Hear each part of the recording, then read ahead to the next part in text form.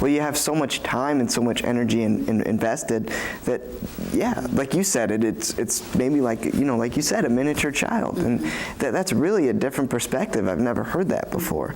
I mean, what would you say to young high school students, or maybe people in college here at U of M or at different universities, you know, maybe across the country, that say, you know what, I'm an actress, I'm an actor, I'm really not cutting it, but maybe I want to be a director. What would you say to those people that say, I want to be the next great theater director?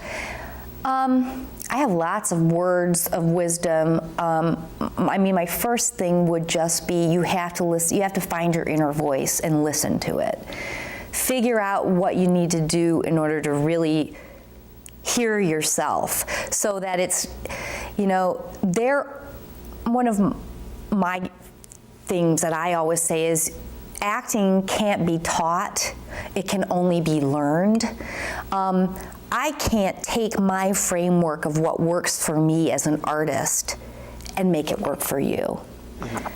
I can lay out for you a smorgasbord of all of the different things that work for me. And I can say, well, you know, deep breathing, relaxation, 20 minutes before I go on works for me. And, you know, sense memory, emotional substitution works for me.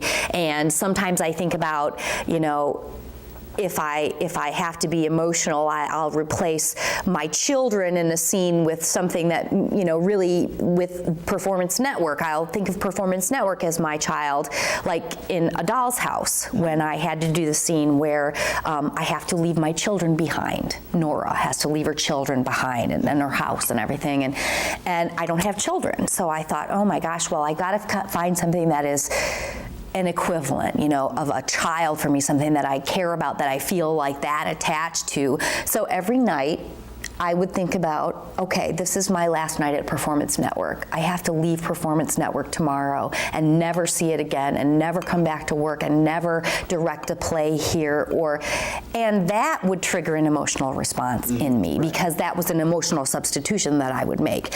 So what I'm saying is, I can only tell you what works for me, and you can try it out, and if it doesn't work for you, then you have to listen to that inner voice and say, okay, that doesn't work for me. I'm going to keep looking for things that work for me. And you put together your own craft.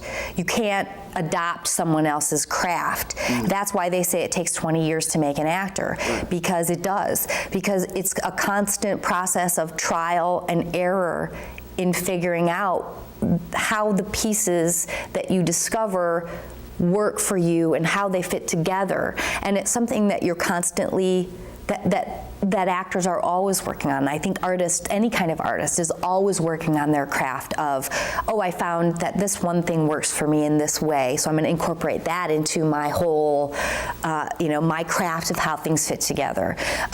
So that would be the first thing, is you have to be very diligent and patient and true to yourself in knowing how those things work for you. And the other thing is that never stop learning.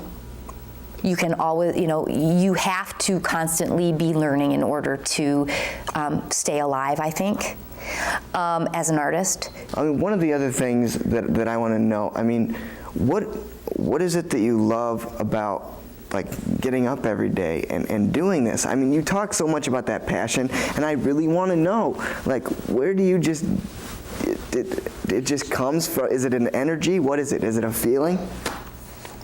I don't know. I don't even know at this point.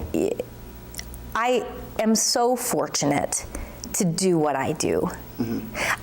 Maybe there's a key to it in this story. When I graduated from SUNY Purchase, I spent several years away from the arts, away from New York, living in Port Sanilac, Michigan, you know, doing odd jobs here and there, and kind of being detached from my art.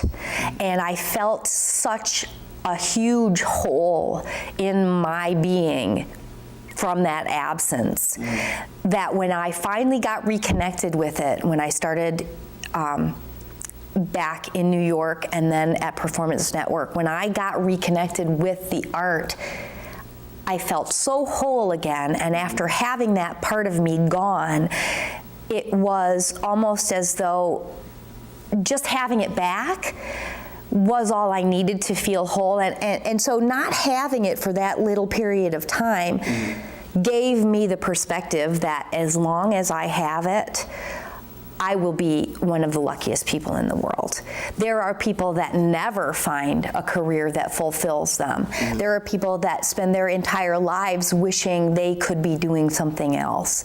And the fact that I'm lucky enough to have a paycheck to take to the bank every week because of something that I love, it makes me very happy.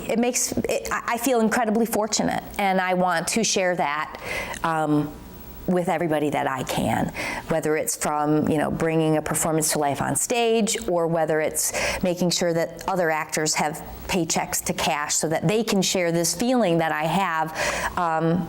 It's just that. I mean, it's really just that, feeling lucky to do what you love. I think it's so special what we have here that I want to encourage everybody to just give us a try. I think, people will see that once they have an experience at Performance Network that they're going to want to come back, because it's a really cool place.